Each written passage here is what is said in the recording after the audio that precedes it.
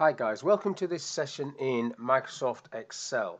In this module, I want to show you how you can create a dial chart, which is this one on the left, and a Speedo chart, which is this one on the right.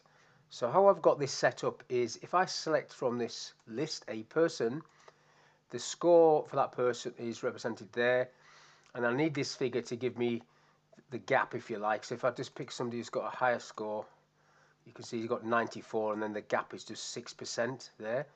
So that is a donut chart, two donut charts actually. I'll do that one first. On this example, you've got a Speedo chart, which this is that Speedo dial. If you change the figure, so if I change that to 12 for example, it goes right over there. That is the size of this slice. So this is a donut chart with a pie chart attached to it.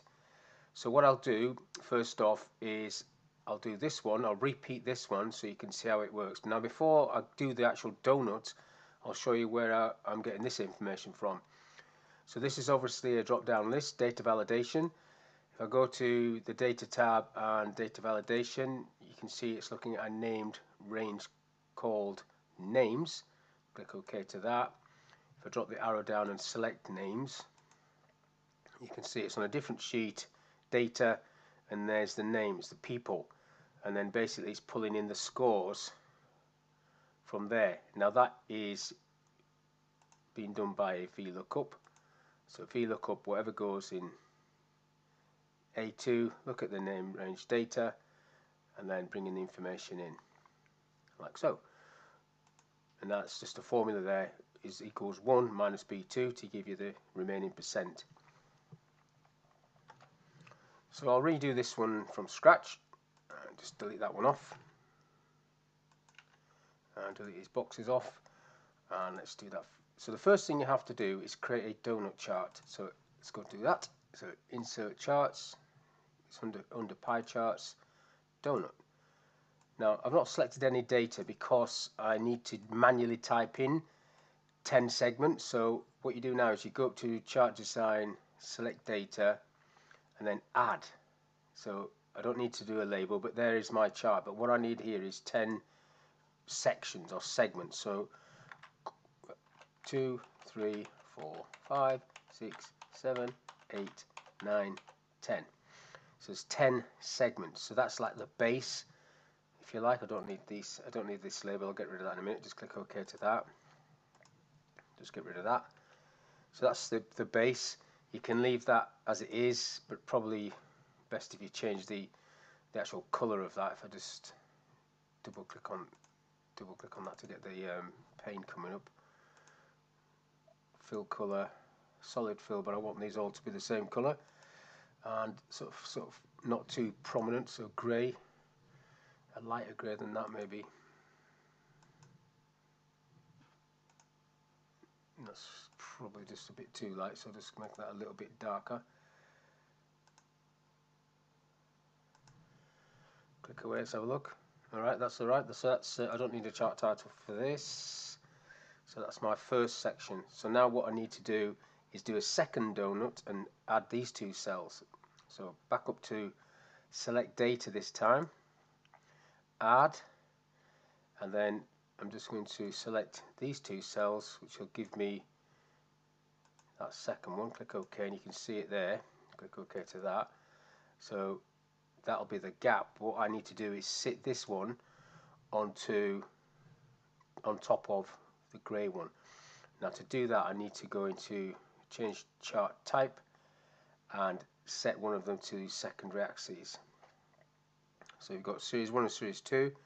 So if I put that one to secondary axes, you can see there that it's just showing the gap, which on this example is 6%. If I click OK to that, that looks cool.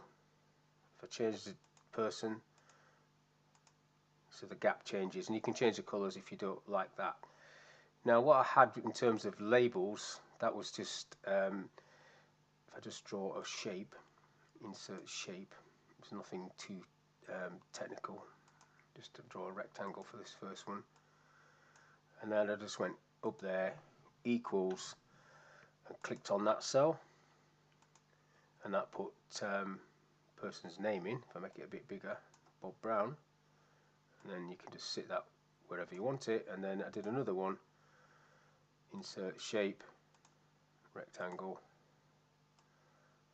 and then go onto the formula bar, equals the percentage, so it gives you the score for that person, and then you can just position these where you want and format them however you want. So just put that down there.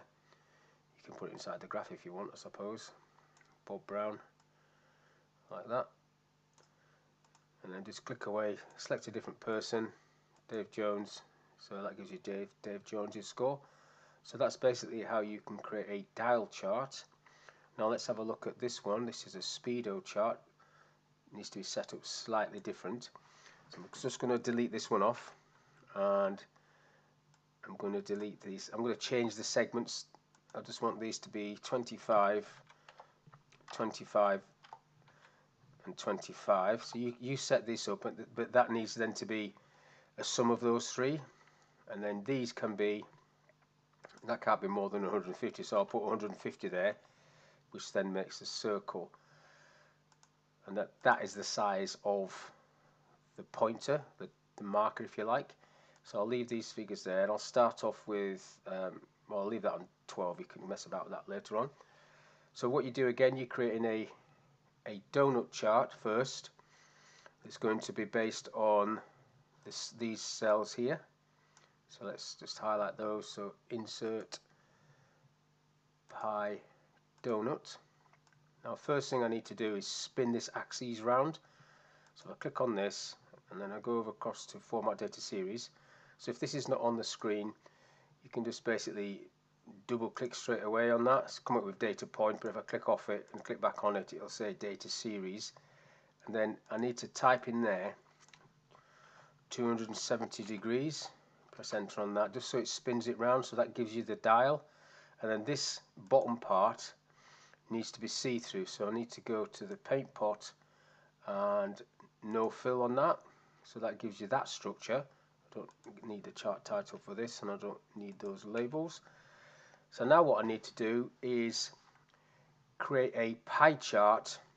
To add the pie chart, I need to use this option, select data, and add a series, and then I'm picking up this list of data there. Now I want to put that back down, click OK, this, and OK again. This needs to be a pie chart, so I click on this one.